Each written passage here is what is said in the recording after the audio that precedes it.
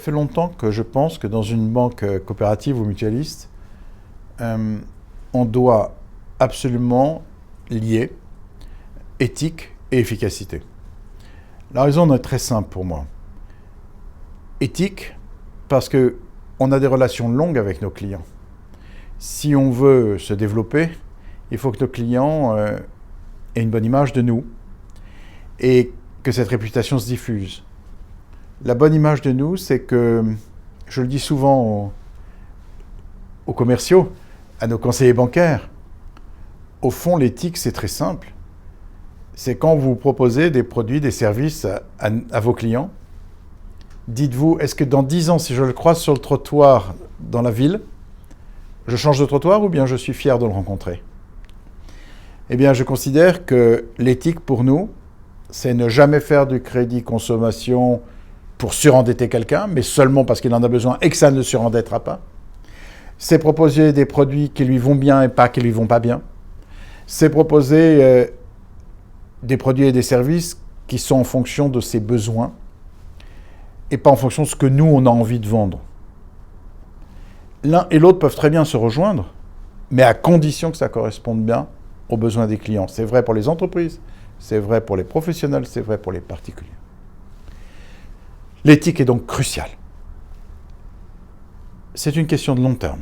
Et c'est une question aussi de la façon dont on se pense, nous, en tant que banque. Maintenant, l'éthique sans l'efficacité, ça ne vaut pas grand-chose. Pourquoi?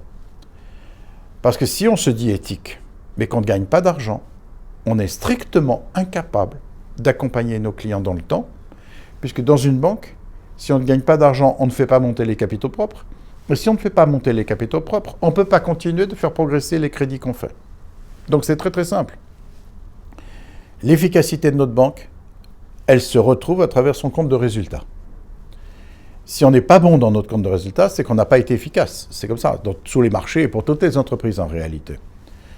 Simplement, ce n'est pas une efficacité à 3 mois ou à 6 mois, c'est une efficacité qui vaut pour 3 mois, pour 6 mois, qui vaut pour l'année prochaine, dans 2 ans, dans 5 ans, dans 10 ans. Il faut donc qu'on assure l'efficacité de notre banque sur long terme, en étant rentable.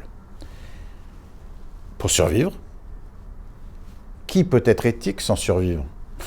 Éthique sans exister n'a aucun sens. Éthique sans moyens n'a aucun sens.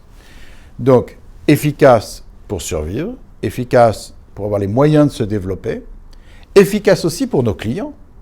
Parce que si on est bon, si on est productif, si on fait ce qu'il faut pour répondre rapidement à nos clients, comme ils l'entendent, pour trouver les bons produits, les bons services à temps, répondre à leurs problèmes à temps, c'est aussi ça l'efficacité.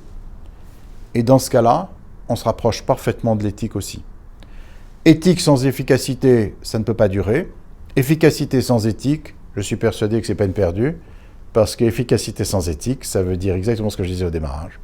Incapacité dans le temps, en réalité, à durer, en établissant une réputation. Or, dans la banque, il y a confiance. La confiance est essentielle. Une banque sans une bonne réputation, c'est une banque qui ne dure pas.